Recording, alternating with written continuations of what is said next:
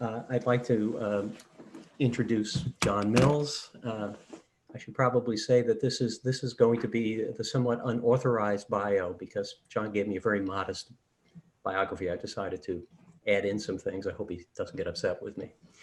But Jon is a philosopher, psychoanalyst, and clinical psychologist. He is an emeritus professor of psychology and psychoanalysis at the Adler Graduate School in Toronto, as well as a member of the adjunct faculty here at Adelphi.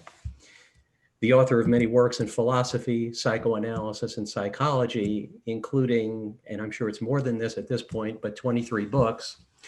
His scholarship was recognized in 2006, 11, and 13 with Gradiva Awards from the National Association for the Advancement of Psychoanalysis. He also received the Significant Contribution to Canadian Psychology Award in 2008, the Goethe Award for Best Book in 2013, and the Otto Weininger Memorial Award for Lifetime Achievement in 2015 from the section of Psychoanalytic and Psychodynamic Psychology of the Canadian Psychological Association. He runs a mental health corporation in Ontario, Canada. Jon? You promised not to embarrass me, buddy. You know, you can never believe what I tell you.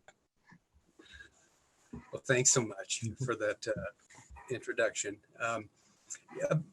About 13 years ago, I had an experience that I've come to realize was called the Numinous. And I was on a plane from Canada to the United States, and I went through horrible turbulence. And I'm sure you all know what that's like. But at one point, the turbulence was so bad that something I never encountered before.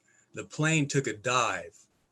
And when that thing went down, everyone in the plane starts to scream because we all think we're going to die. And what happened was that my wife and my 3 kids' faces just appeared right in my consciousness, smiling at me. And a calm just came over my mind. And then all of a sudden, the pilot commandeers back the plane, and we land without incident. Now, I came to look at that as what we call the mysterium tremendum, or it's this fear and trembling that you have when you experience a numinous or mysterious type of life-altering experience. And then that led to me turning to Jung. And I read his entire collected works over these 13 years. And what it really taught me was that I'm missing something here in life. I lack something, and I seek a higher feeling of transcendence, or what we might call spirituality. And this is what is lacking in classical literature. Freud had no real gumption for this, whereas Jung talks about a religious instinct or the need for the spiritual. And that then led me to write a book on God, which I'll put a plug in for it here. Unfortunately, it led to a sober conclusion that there is no God.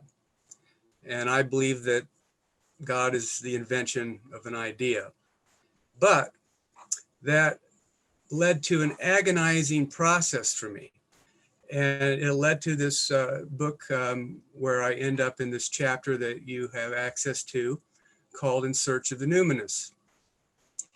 And the term is really a term, the notion of numen comes from Roman philosophy, where it's an attempt to describe a divinity principle that animates events in the world. And it's a living force in us. The German theologian Rudolf Otto popularized the term in the early 20th century with a book called The Idea of the Holy or the Sacred. And he talks about the sensus numinous, that there is this, it's kind of a hybrid spiritual experience where you have a sense of fear and this affective intensity and a sense of urgency. At the same time, it's sublime. And it makes one have an appreciation for the sacred. And despite the fact that I'm a secular humanist, and I don't believe, this is, I think, the very thing that all religious people are actually talking about. So whether it be the secular or whether it be a religious type of person, I think we're all seeking this type of numinous experience.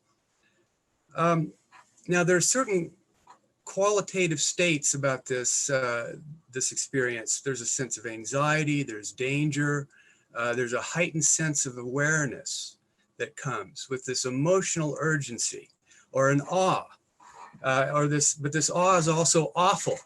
I mean, it's these intensities of energies that produce this emotional immediacy with the numinous object.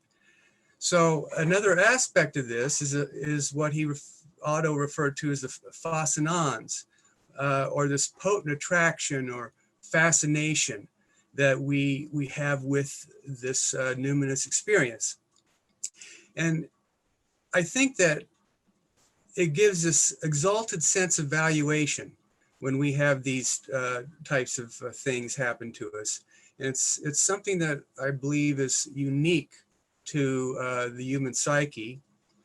And it's something that I feel myself, at least, but I think it's fair to generalize that this is something that's within all of us, or at least a pining for it on some level, whether that be muted or simply a potential. So that's the background for why I think this talking about these experiences, seeking them out, trying to define them, is something that's sorely lacking in psychoanalytic writing.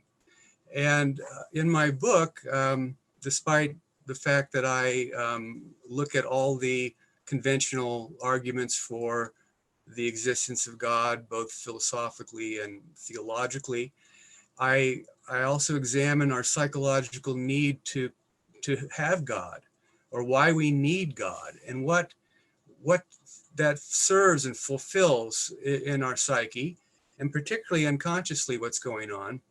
And I might add that I don't think I've encountered anyone writing about this topic in the psychoanalytic literature up until me. But the aspect of the secular numinous experience led me to enjoy revisiting many key texts in the history of Western philosophy that I studied. So the chapter I have produced here is really talking about what I would consider to be spiritual.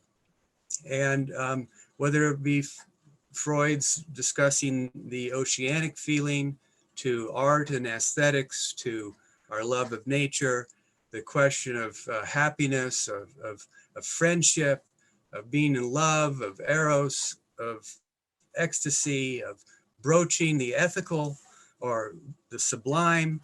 I think that both we are on a path that Jung would call our individuation, or pursuit of wholeness in some way. And that's where this has led me to today.